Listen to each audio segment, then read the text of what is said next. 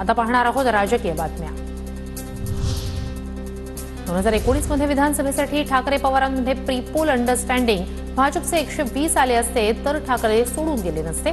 मात्र सरकार बनवू शकतो हे कळताच त्यांनी रंग बदलले, फडणवीसांचा मोठा दावा। उपमुख्यमंत्री एकनाथ शिंदेंची मध्यरात्री दिल्लीवारी, शिंदेंनी दिल्लीत अमित शहांची भेट घेतल्याची शक्यता, सूत्रांची माहिती। मी हरलो तरी खचलो नाही, निवडणुकीत खूप शिकलो, पहिल्या नाही तर शेवटच्या निवडणुकीत माझं मूल्यमापन करा, अजित पवारांच्या टीकेला अमित ठाकरेंचं प्रत्युत्तर। एकनाथ शिंदेंचा पक्ष अमित शहांच्या मालकीचा, शिंदेंच्या पक्षातील 21 लोक फडणवीसांचे, शहांशिवाय शिंदे गटाचं अस्तित्व नाही, संजय राऊतांची टीका। आकाच्या राजीनाम्याची मागणी मी केली नाही, राजीनाम्याची मागणी मोर्चेकऱ्यांची तर आता करुणा मुंडेंनीही राजीनामा मागितलाय। सुरेश धस यांची धनंजय मुंडेंच्या राजीनाम्यावर प्रतिक्रिया।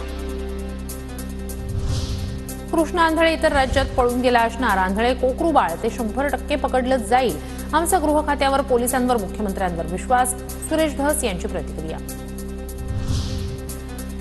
जयंत पाटील कपटी माणूस, जतमध्ये मी निवडून न येण्यासाठी जयंत पाटील यांनी खूप प्रयत्न केले, ते टप्प्यात आणून काम करतात पण आम्ही टप्प्यात आणून कार्यक्रम करतो, गोपीचंद पडळकर यांचा जयंत पाटलांवर हल्लाबोल।